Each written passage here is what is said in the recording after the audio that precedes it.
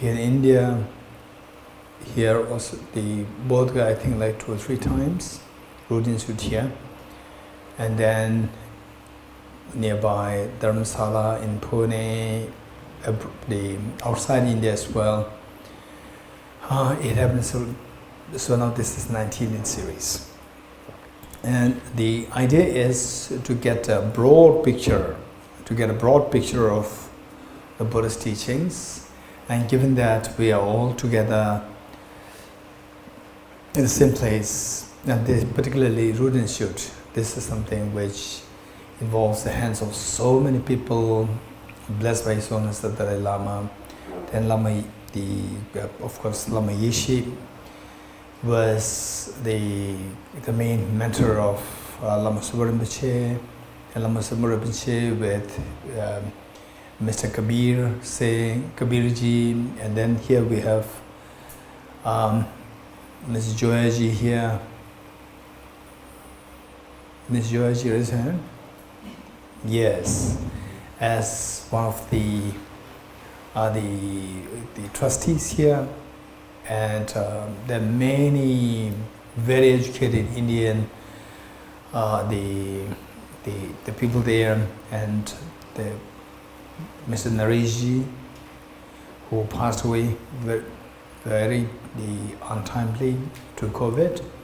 Many hands were involved, and it's because of this that we are now having the privilege of being here. And the last 2 years, just as it was a difficult time for many other institutions, places, the businesses, likewise, the Root Institute was also no exception, and they went through a little difficult time, and fortunately, since recently, Sally so kindly accepted to take this responsibility of taking charge of Root Institute. So Sally is the director now. Thank you so much because this place is a very important place, Root Institute, and it is from this place that so many people benefited in terms of Dharma knowledge, acquiring Dharma knowledge, as finding a new light, new hope of their life. So this is an extremely important place, and I'm sure that many of you will keep connected with Root Institute even in the future.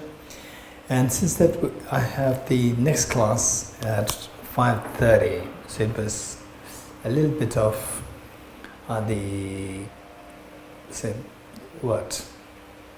lack of coordination.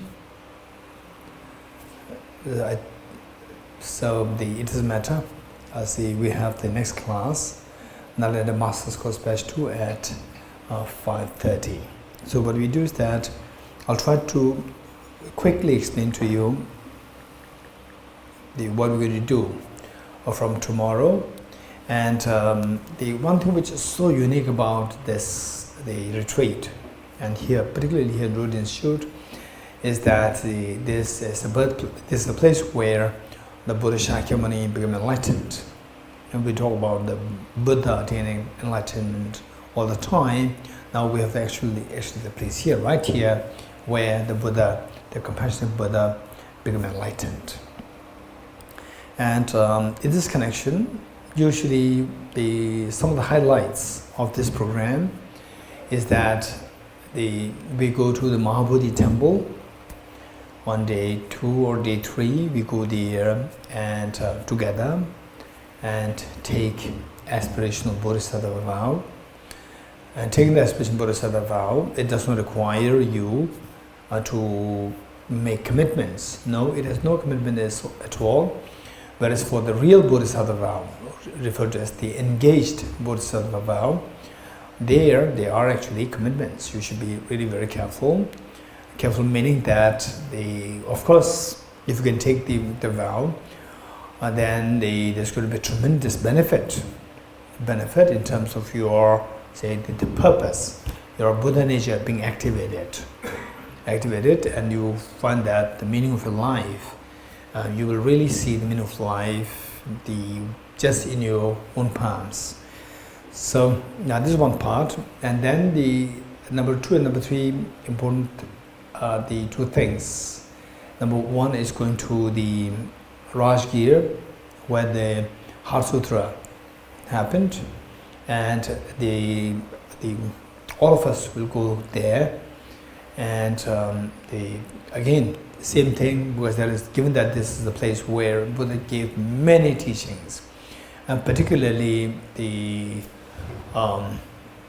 Professional Wisdom Sutras, like Heart Sutra, were given there, and so we go there, and for this, I don't know, all the people except for like Joeji, almost all I knew, and the Venerable Tashila, last time when I met him there in Delhi, so he was discussing about this, about how we're going to manage the Rajgir visit, because it involves a little bit of logistics. So the Sally and also the SPC here, and even the others, you can help. Yeah, so you can help, because that it involves a little bit. We have to go a little early in the morning, and in the bus together, 1 or 2 buses, I don't know how. So this is the logistics, and there it'll take total the whole day, because the Rajgir is one. After Rajgir, we go to Nalanda, the erstwhile Nalanda. There are several Nalandas now. One in Nalanda, Nalanda University, which existed about like 60 years ago. So that is one, and the second one is the current one was Nalanda University. The first one is Nalanda University. Second one is Nalanda University. When you talk about Nalanda University, Kamala, Kochila. When you talk about Nalanda University, it's just a regular university which the Indian government started, I think less than like 10 years. So that is where all the other the subjects were provided, and this is just the Nalanda Moana namesake. But of course, that is a proper university, and some people from abroad, they think that, they're hearing about Nalanda from His Holiness the Dalai Lama so oftentimes, and that they expect that this should be something unique, Nalanda University. So this is just any other university. And the one that we are talking about was the first university in the world, which is today respected as the first university in the world. And of course, it's not the first living university. First living university, I think, is in some way in Italy or somewhere. Bologna University, something like this. There's one university there. There's the first living university. Otherwise, university-wise, the Nalanda, the erstwhile Nalanda University, that is the first Nalanda University in the world. Okay, so this is where all these brilliant thoughts about what we're going to study now are these all developed there. Initial thought about Buddha Shakyamuni, and according to history, the Buddha himself happened to be around Nalanda, then Shariputra, then Aranyagārjuna. So this is how this erstwhile Nalanda University, that's something very important. And once we get some clue of what is bodhicitta, what is the wisdom of emptiness, where you see that there's a rich academic rigor involved, then you will come to realize that this is really the academic institution, as opposed to just being a monastery, the ritualistic the monastery. So with this, these are the few things, and there also we take the aspiration Bodhisattva vow, and we also conduct teaching on the the fundamental wisdom of the middle way, or loosely translated as the root wisdom of the middle way. So that root institute, even this, the label of the name of this institute, root, is on the basis of this text, fundamental wisdom or the root wisdom of the middle way. So this is derived from there. So we're going to have a teaching on this, and there, chapter 24. So it's going to be quite a long day. Early morning we leave and we come back here. Morning we leave, I think, I don't know, 6 or 5. That we have to check, even I don't remember too well. 6, okay. Breakfast we don't have it here. On the way. Yeah. Yes. And then by the time we reach here, it's already like 6, 7, I think. It's already a whole day program. Okay, this is one thing. Then so from tomorrow, what we do is that at the 6 o'clock, or like 5 to 6, we all come here, and we make, first we make 5 minutes prostrations to all the Buddhist Bodhisattvas, and after this followed by making light offerings. If possible, we can have like on 2 sides rather than 1 side, to make it quicker, to save time. And once the lights are offered, then some younger boys and girls can take the lights out to avoid the fume. Okay, so the lights offering for all Buddhist Bodhisattvas. For the prostrations, I need to quickly explain to you what this prostration is. Whatever we do from tomorrow, let us try our best to make sure that there's always a meaning behind that. If you don't see any meaning, there's no need for you to do that. So, including prostrations or light offerings, we have to know the meanings. And particularly this tradition, Nalanda tradition, the Nalanda tradition of the studies and reflection, contemplation, it is grounded on the rational thinking, extremely rational thinking. And of course, it's not just when some people classify, you are rationalist and you are something like idealist.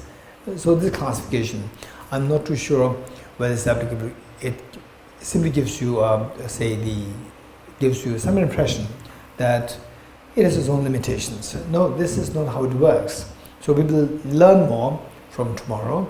So there are things we learn from examples.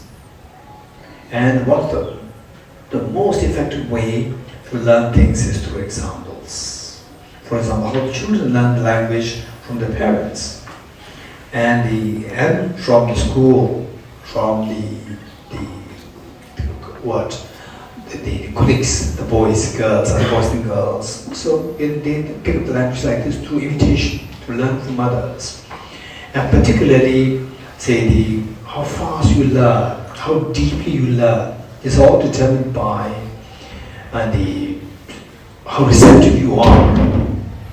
If you are not receptive, then you cannot really learn the nuances. So the receptivity is required. Receptivity comes to you. Nobody can give you receptivity. Receptivity comes to you through your, admiration in others, the good qualities. Your admiration in others. Not that, His Holiness is great, and then, he must be great, and no, that's not how the receptivity comes. Receptivity comes when you come to know that this person or this place has these good qualities, and these good qualities are things that I like to learn.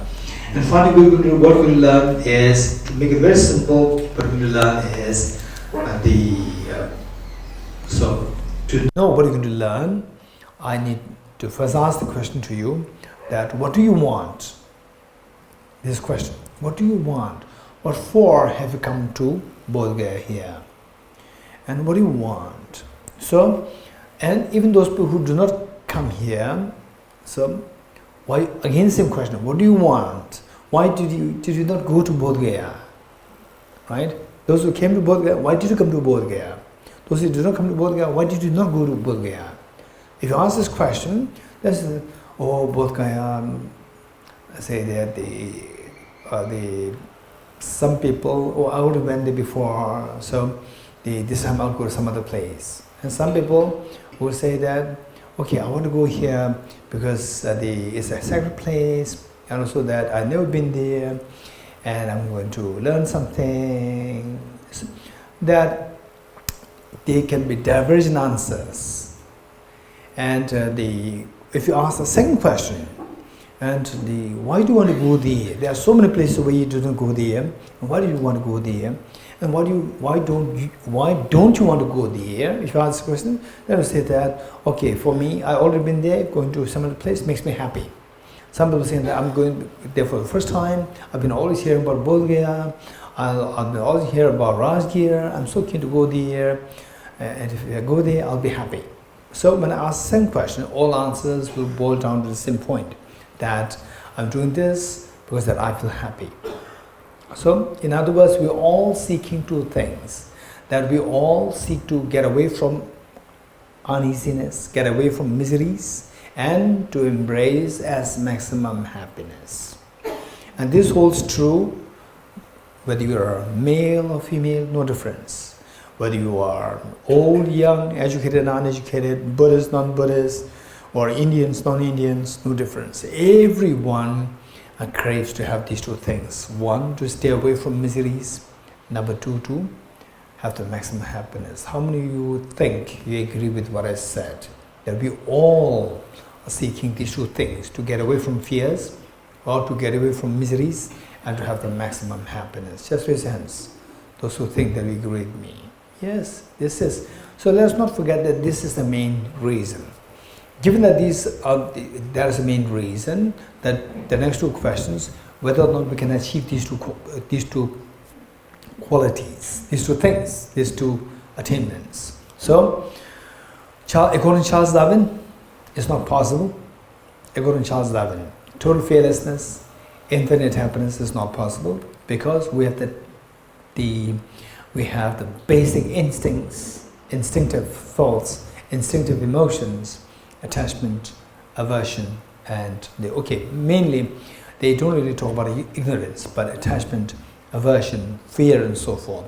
And these emotions, according to him, these are the instincts, and you cannot get rid of these. And also that you require these emotions for your survival of the fittest. So without these emotions, you cannot survive. And for him, the whole purpose of the evolution, human evolution, is to continue the existence of the human species. And for that matter, your continuation as the species. That is very important. That is possible only with these emotions: attachment, aversion, fear, and so forth.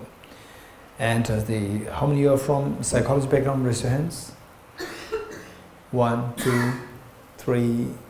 Three. Okay, so this is what Charles Darwin would say. Whereas which means that whenever there's anger, you are not happy. But anger is required for you to push aside the unconducive factors, and attachment is required to bring closer to you your the conducive factors for your survival. So these emotions, you cannot get away from these two, and also fear. And today, the psychologists, neuroscientists, and for them, the fear is one emotional state which eats up your immune system, or it drains your immune system. And while the immune system is drained, how can you survive? But according to Charles Darwin's evolution theory, that the fear, without the fear, if the lion comes to pounce on you. And if you don't have the fear, you will not run away. If you don't run away, then your continuation as a species will die, because the line will easily muddy up. So therefore, for Charles Darwin,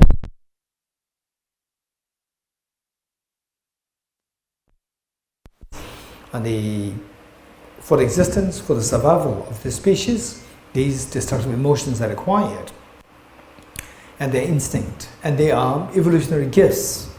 Whereas for Buddha, these are not evolutionary gifts. Are these instincts? Yes, these instincts. Even the instincts can be modified. Even the instincts can be changed. And for our survival, what the Buddha taught, which is Holiness that Dalai Lama so oftentimes reiterates, is that we don't really need these destructive emotions, attachment, anger, fear, and so forth. Instead, we have what is known as skillful compassion.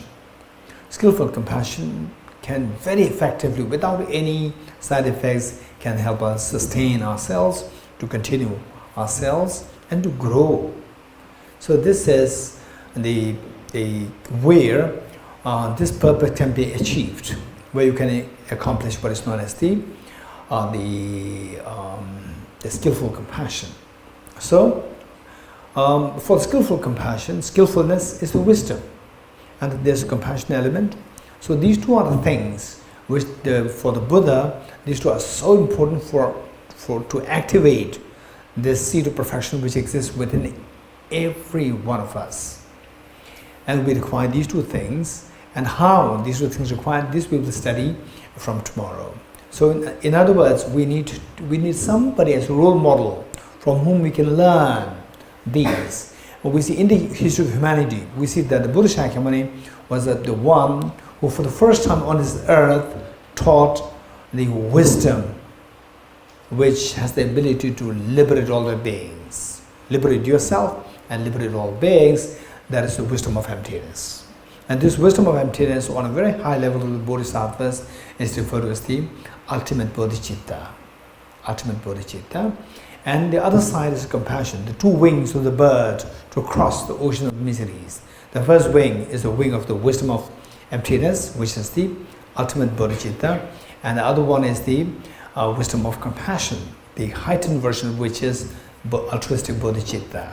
So these are two things, and altruistic bodhicitta is referred to as the conventional bodhicitta, and the wisdom of emptiness in its very heightened state is known as the ultimate bodhicitta. So we have these two bodhicittas. So this retreat is known as bodhicitta retreat, and some people who have some vague idea of what bodhicitta is, they may think that it's about the practice of compassion. Compassion is just one part of this retreat, and the other one is the ultimate bodhicitta, the wisdom of emptiness. So these are the two bodhicittas. Given that you are coming here for this retreat, you must learn how to articulate and how to make things more say technical. It's not just a very naive thing. Make it more technical. That there are two bodhicittas that we are learning and we try to practice. Okay. So the morning, the prostrations, it is to learn how to respect the Buddhas and Bodhisattvas. And why do we do respect? Is to see them as a role model, because these are the beings who have, for example, Buddha Shakyamuni, a young Prince Siddhartha, who actually succeeded in this journey of culminating cultivating these two the bodhicittas, ultimate bodhicitta, and the conventional bodhicitta under the Bodhi tree, and that he became fully enlightened and ready to benefit all the beings. So we need role model, and these are the great role models for us. And only when you really see them, you being inspired by them, then we are not ready to learn from them. For example, Albert Einstein's the son. His son was the elder son. He was more interested in psychology. So the father introduced him to the Sigmund Freud, because he saw Sigmund Freud as role model like his father.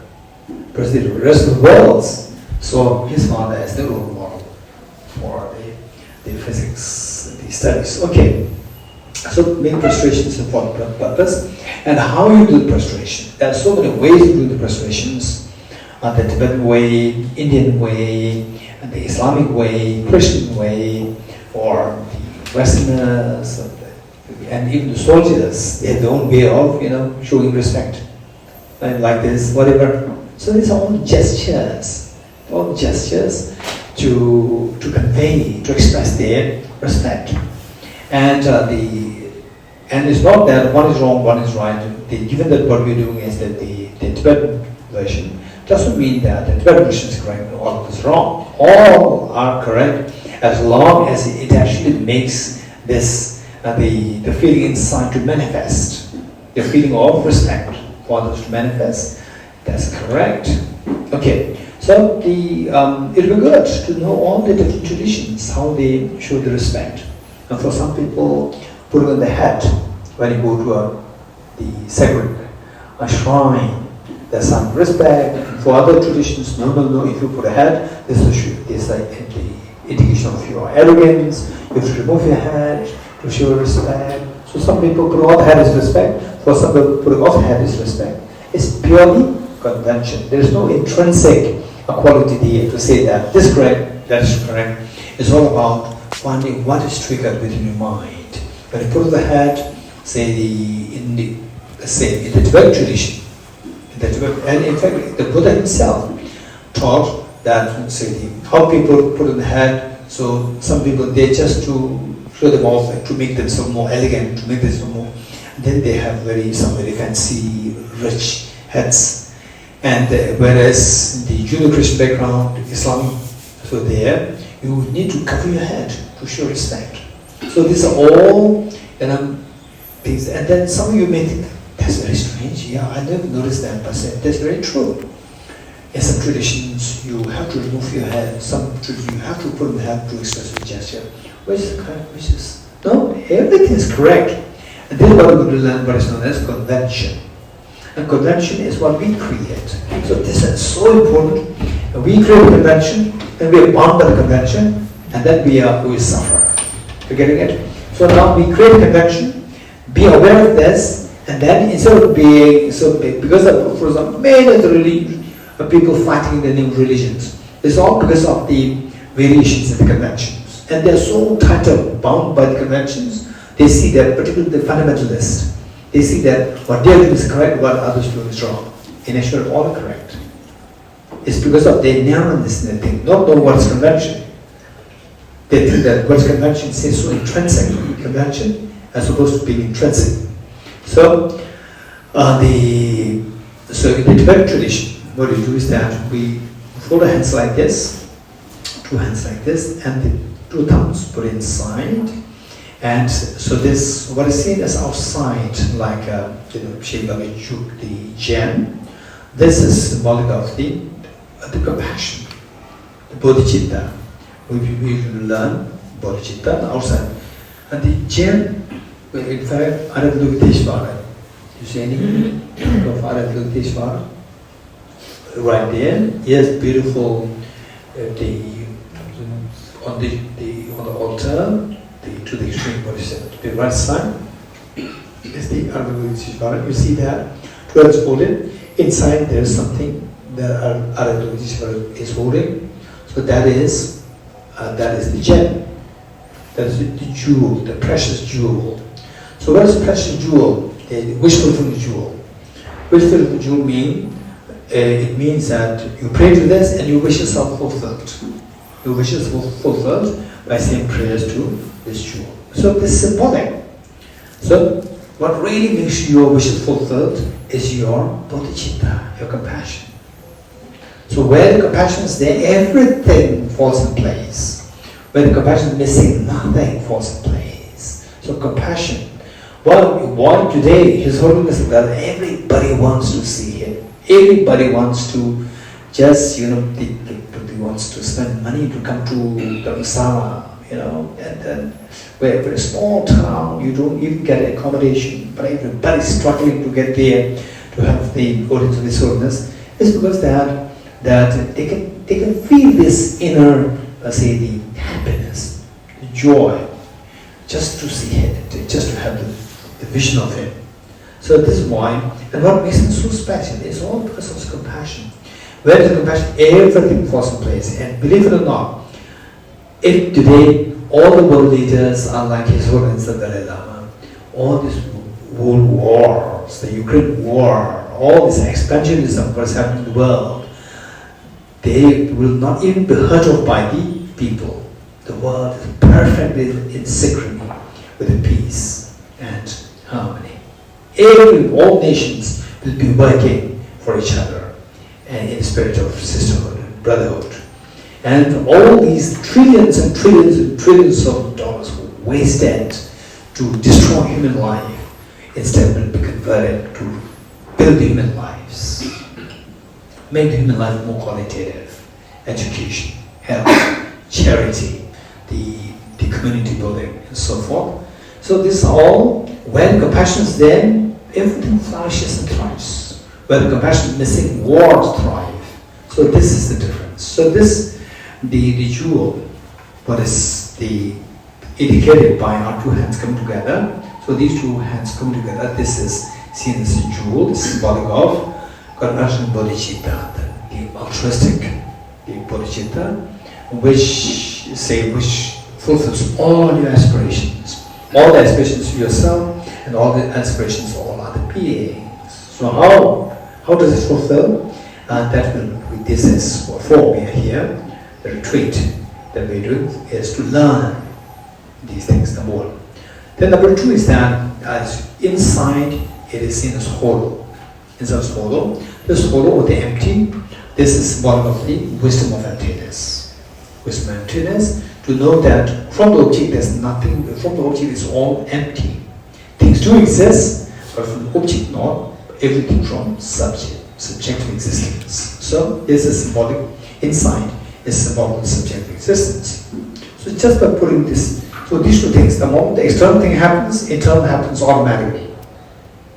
When the internal happens, internal hollow happens, outside the gem automatically happens. So these two should be in harmony, not in as contradictory. These two, the wisdom of compassion inside and the altruistic compassion, these two should be seen as in this synchrony, in harmony, complementary to each other instead of being opposing to each other. So this gesture, you touch to your 4 spots or 3 spots, up to you. If you want to make it 4 spots, is the crown, 1, forehead, throat, and heart. These are the 4 spots. And why the 4 spots? Why? So touch means to stimulate. To touch, to stimulate the 4 important spots. So what is happening when you touch these 4 spots? And why these 4 spots? Why? Again, there's a reason. Say the 4 spots, say the crown. And the crown, when you become a Buddha, each one of us, we can become a Buddha. Each one of us. Buddha doesn't mean Buddhism. Buddha means that your potential awakens fully. Buddha is a Sanskrit word. It simply means awakening. Awakening. It has nothing to do with the Buddhism. It simply means awakening. Say, when you become a Buddha, your potential, when you become Buddha means that your potential has awakened fully. Okay, so at that point,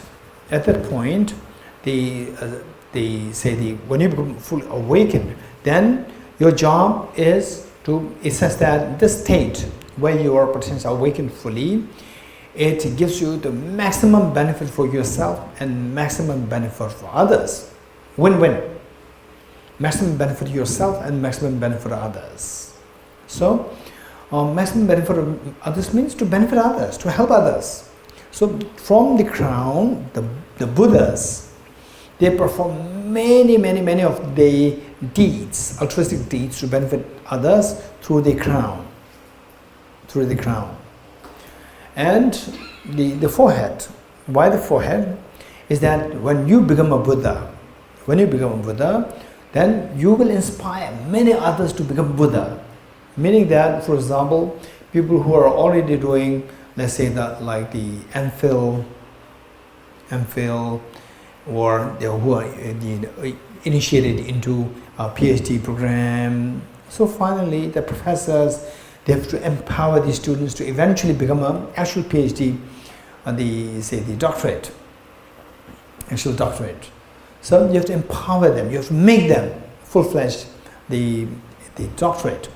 So as you as a Buddha, that those beings who are on the verge to become Buddha, you have to make sure that they become Buddhas. You have to empower them.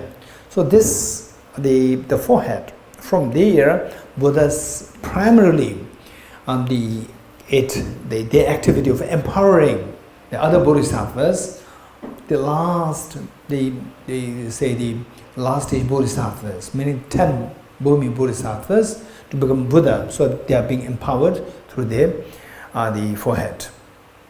Then the throat.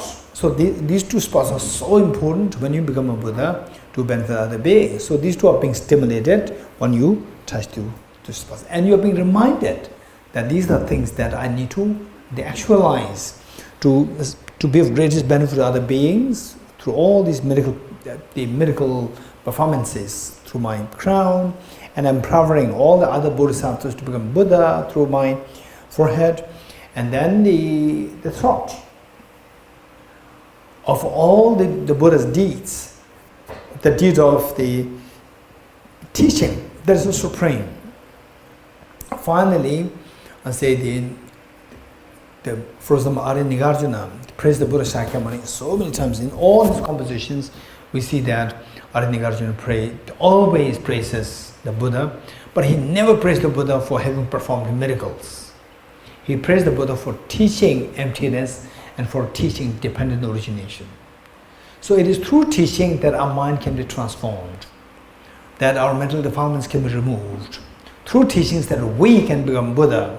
When somebody else performing miracles, you can at the most be left with the feeling of awe, wonder, wow, and you get nothing. So Buddha is not just to make other people be impressed. Instead, Buddha is to help others by transforming them to let the Buddha nature be activated. So that is best done by remove the mental defilements. Remove defilements are all rooted to ignorance. And to counteract the ignorance, we have to cultivate the wisdom. And the wisdom can be cultivated only by somebody teaching you. So therefore, of all the Buddha's deeds, the supreme of all the deeds is the deeds of the teaching. So teaching is done through the voice, throat. So here you are stimulating the Buddha's speech to give teachings to all the beings when you become enlightened. And then the heart. You see that all these activities, the benefits, they're happening on the basis of the Buddha's three doors: body, speech, and mind. Body, speech, and mind. And the body and speech, they're all activated by the mind. For example, let's say that if my hand is grabbing like this, right? You will come to know that, okay, he must be feeling thirsty, or he is looking for something. His mind is looking for something. You can see that. His mind is looking for something. So this is through how do you know that? Through my physical gesture, that you come to know that these gestures are because of his mind looking for something, made his body to move in a particular way. So in other words, I'll say that every quality of the Buddha is nothing but the radiance and manifestation of the Buddha's mind. And the final resting place for the Buddha's mind is the heart. So when you touch the heart, it is stimulating the basis for the Buddha's mind. Your mind to actually be awakened, what is known as the clear light mind. Clear light mind, the purest of your mind. The purest of your mind, it rests, the resting place is at the heart. So these are the 4 spots. Whereas if you want to touch 3 spots, it is then you can touch forehead and the crown. One of these two, the symbol of the body, speech, and the mind. Body, speech, and mind. Why? When you become a Buddha, it simply means that your body, speech, and mind, these 3 things should become the Buddha. The body should become the Buddha's body, the speech should become the Buddha's speech, and your mind should become the Buddha's mind. So it should be a reminder for us, reminder as well as to stimulate these three spots, the body, speech, mind, that you become you attain the Buddha's body, speech, mind eventually. Okay, this is on what we are doing. Okay, let's see, particularly those of us who are, I see that, so this time it is, most of you are from my long-time friends, not old time, my long-time friends. Okay, so there are only few people who are new, and so which means that you already know what is the significance of making prostrations, how to do prostrations. Okay, then the next is, while we make the prostrations, we also going to play the what is that? The chanting, Buddham Sharanam Gacchami. Buddham Sharanam Gacchami. We do the playing the recording of this, and then alongside we make the prostrations, and verbally you try to say what is being chanted, which means that I go for refuge to the Buddha, I go for refuge to the Dhamma, I go for refuge to the Sangha. So why Buddha, Dhamma, Sangha? So Buddha is the best of the teachers, and Dharma is the best of the teaching. Teaching is like the medicine. Teacher is like the doctor, the best of the doctors, and the teaching is like the medicine, the best of the medicine. And the Sangha is the best of the nurse. So we should be healed from our problems. For that we need the best of the doctor, the medicine, and the nurses. And the Buddha, Dhamma, Sangha, these are the three best of the doctors, medicines, and the nurses. Okay. And more details will go as we study the next 6 or 7 days. Then after when you make prostrations, since that we have the ample of space here, make sure that making prostrations, you will see how others, all my friends, you know how to make prostrations. Make sure that the 5 spots are being touched, the 2 palms, your forehead, and the 2 knees is to touch. And you can do this full length prostration, you can do half the prostration, so that's up to you. But all these 5 spots must be touched. And for 5 minutes we'll do that. Then following that we will offer the light. Offer the light, tea light candles will be offered. Each one of us will come, and while reading the verse, what's the verse?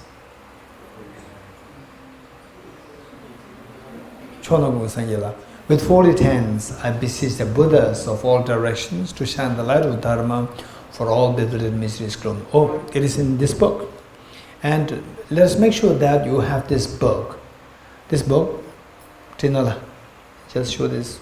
Okay, this book, you must have this book because we're going to use this book so oftentimes. Every morning we're going to use this. Make sure that we have this book, either hard copy or the soft copy on your laptop, iPad, the mobile, whatever. This must be with you. And this book, don't think that, okay, again I have to pay extra for this book. No, it's just that the cost price is paid. And in fact, they say, I don't know, say, for us to bring these books down, it would cost more than what you're paying, right? Since I brought 10 or 11 copies, and the Kamala brought about 40 of these books just for you, to make sure that this retreat is meaningful for you. Because without this book, then you will see that the benefit is much less, because we constantly refer to this book every now and then. So this book is extremely valuable, and you will not get this book anywhere in the world, not even from Amazon.com, right? You'll get it only from Tibet House. So it's very, very, very, very, very subsidized. It's just nothing. We brought this just to make sure. Even we asked Root Institute, because many of the centers, they print, they make prints by themselves. For example, Singapore, I just have to, I don't even have to tell them. They would have this book, they would just request for the soft copy, they'll print it by themselves. The same book they'll print, and we already give the permission. So we ask to the root institute if they were going to, should we bring the book, send the book, or what? And then the root institute said that just send a soft copy, look good. And it doesn't. And then we know that root institute is going through a transition state. Transition.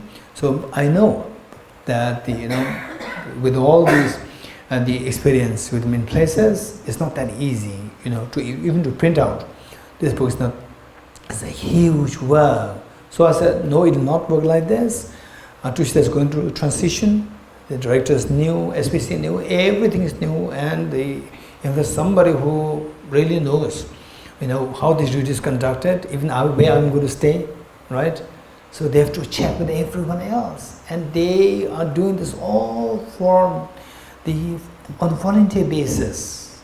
On a volunteer basis, so we should be feeling so grateful to them, and because of this, in ways they are supporting the Root Institute to support us, to make sure that our program and that we reap the maximum benefit. And say Kamala and myself and Tibet, I was the secretary. And he was double checking with me, Geshe, shall we send the book? I said that do whatever should be done.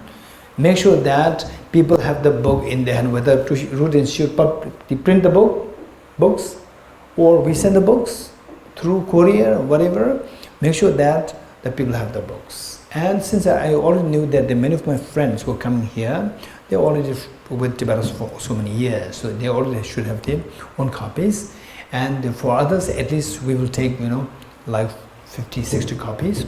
So Kamala brought like 40 of them by train, and even that will be more costly than the price that you pay, right? And then I brought all I said, I have nothing to carry. I have nothing to carry, so whatever baggage they weight allowed, I'll carry the books. So checking the weight, it allowed me to carry 11 books. So 11 books I brought. Okay, so what I'm saying is that this book is so important. Gabor? Okay, so this book is so important, and make sure that you have this copy and keep it with you. Keep it with you. And we are very much hoping to come up with a final version. It's already in the final version, but still we are, the disease is a perfectionist disease, right? It is one of my diseases. Yeah. So somebody said about like 10 years ago, when I said that, even this is public, and one of my friends from Bhutan, he said, Geshe, you have to publish it. Don't expect perfection, otherwise it will never come out. And his prophecy is very true. It's already like almost 10 years, still we say that it's not the final version, it's not the final version. But don't worry, what you have is almost like final version, like 95% is final. Okay, so this book is very important. And okay, so since that I have only a few minutes now, what is the do is that in this book there are many important, it's just a compilation of extremely important points, and His Holiness the Dalai Lama, since when I was translating for His Holiness the Dalai Lama, the materials that His Holiness taught on, the sutras and the compositions, very important compositions which His Holiness taught on. And so me as the English translator, I was getting all these materials in English. And knowing that these are the very important materials, finally I compiled them together in the form of the book, and then later on added more on what I have compiled before. I added more. So now, initially it was not that the big book, so now it has come to this form. Okay, this is a very important book. And so what I'm saying is the Offering the Lights. This verse is included here. It came from BODHICITTA Chanting book. Say, with folded hands, I beseech the Buddhas of all directions to shine the light of the Dharma for all bewildered miseries gloom. I think it is on page 7. And this is to be said when we offer the lights. And why we offer the lights? Again, next question. Why we offer the lights?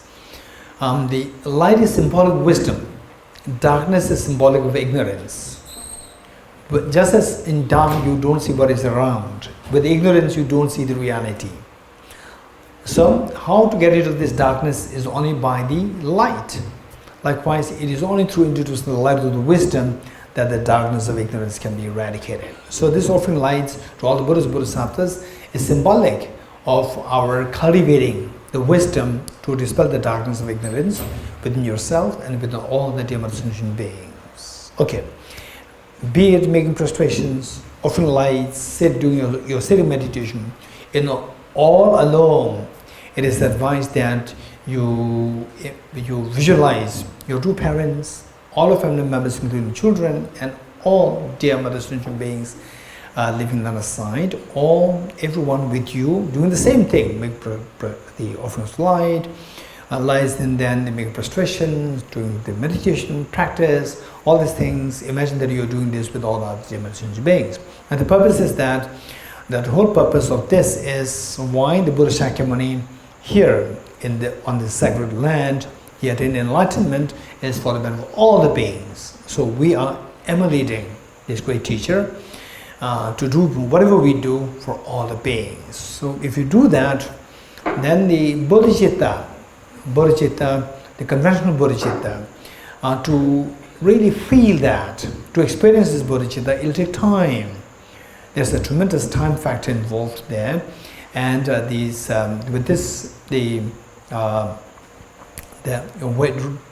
you try to grab every opportunity to include the other beings.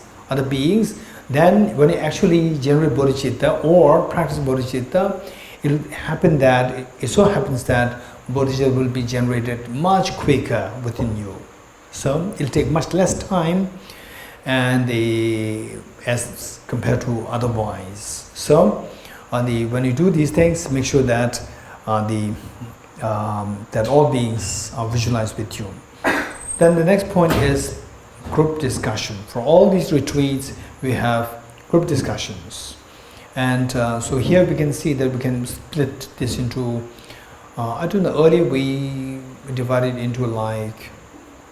Is there anybody from the previous? Nicola's there. Anyone else from the previous Bodhicitta retreats here or anywhere else? Bodhicitta retreats. Yampela is there. Ode is there. Okay, so several of you are there.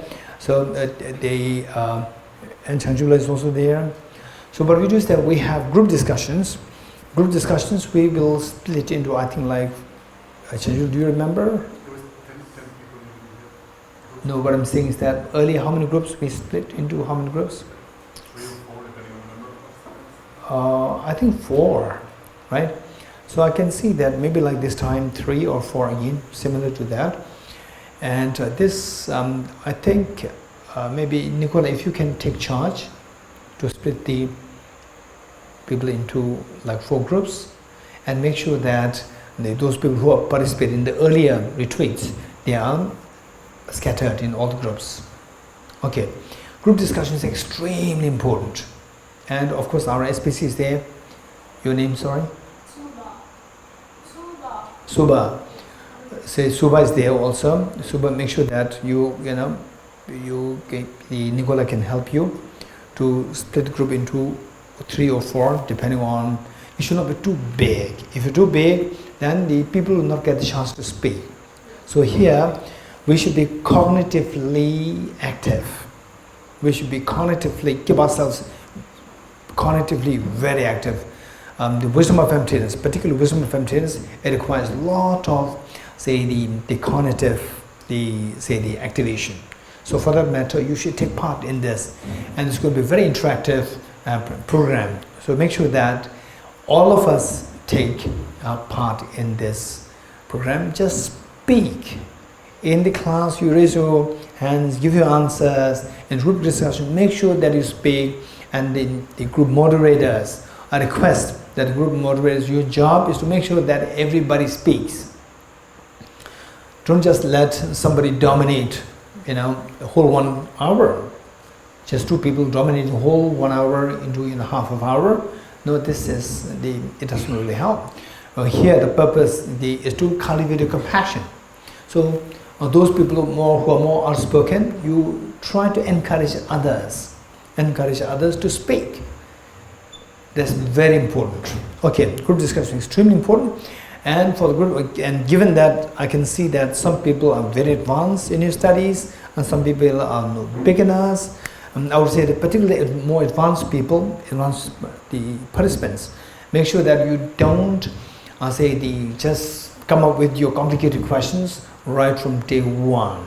So if you do that, then the newcomers, the beginners, they will feel so demoralized, and in a way you are harming them, you are not inspiring them. So particularly those people who are more advanced in your studies, who have already learned Bodhicitta wisdom emptiness through Narada studies, Narada master's course, Narada diploma course, please make a point that you just first listen to what the newcomers, what level of the thinking, what level of the learning the newcomers have, and on that basis see how you can encourage them. So in other words, in the group discussions, what I would encourage is that first focus on revising what was covered in the class. Just try to revise what was covered in the class, right? And you don't have to come to a conclusion. You don't have to come to a conclusion. As long as revision happens, once the revision is done, then you invite questions, group moderators, and from day 3, and then even the group moderators, you can change. You can take charge of group moderator by rotation. So then you can come up with the questions after the revision. Like day 4, day 5, then even the people from the more advanced participants, you can also come up with your surface questions that everybody can at least follow you, what you are saying, and this way you can help others. Initially, if you come up with your questions, then instead of helping, you're actually harming them. Okay, this is one thing that I want to share with you. Okay, since it's already 5:30 now, we will stop here. And since we don't have the books with you, so make sure that tomorrow morning we have, unless you have on your, say, the iPad, tab, or mobile, or laptop, you have the soft copy or the hard copy. Make sure that you have this book with you from tomorrow. Okay, we'll stop here. And we'll stop here. Yes? Can Karma bring this for the books and maybe we do a quick purchase before the class starts, maybe tomorrow morning? Better would be evening. This evening, yes. Today is better. Yeah. Changeably you can help. Yes. And then we have Suma. So all the participants, if you don't have this hard copy, or if some people are tech savvy, you can use you prefer the soft copy, it's all right. You should have either soft copy or the hard copy with you. Yeah. Okay, yeah. So otherwise we can do we'll recite the Heart Sutra mantra as a part of dedication. And this is, extremely special occasion that the land where the compassionate Buddha Shakyamuni became enlightened for all of us, for all the different sentient beings, and the center where all these great enlightened beings, they actually paid visit, blessed, and how many people benefited from this center with all programs happening one after other to benefit the beings. So let's pray that His Holiness the Dalai Lama, the true source of joy and happiness on this earth, that he lives long and that his wishes be fulfilled spontaneously. And also let us pray that all these great, the masters of Sakya, Kaikyu, Nyingma, Gelug, Chinese tradition, Theravada tradition, all these great masters, and the one who started the Dorji, Lama, she was alive or not alive then? Root Institute. Okay, Lama okay, so Lama was I never met him. I must have seen him, but I, as a young boy, had no clue. But reading his books, from there we can see that he is an extremely, very meritorious, exceptionally bright scholar, and the very dynamic, and somebody who has a special connection to promote the Mahani teachings. So, and then he passed this on to his student, Lama Subarbuche, extremely, again, another incredibly the great master, extremely humble, so kind, exceptional master. Let us pray that all the great teachers, they live long and they worship people full spontaneously. And also let us pray that all these unnecessary wars, the Ukraine war, the border tensions, all these stop, and also that the COVID-19, they stop altogether, that the people live in harmony, to seek a greater meaning out of their life. So with this mind, let us pray. And each one of us make sure that by being here for 1 week, we make the most of this to activate, to leave implant the special seed of compassion, special seed of wisdom within us, so that Buddha nature within us gets activated the fullest. Gate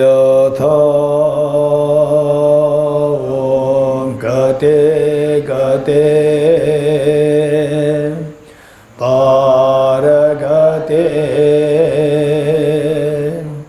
Parasamgate Bodhiswatyatha Om Gate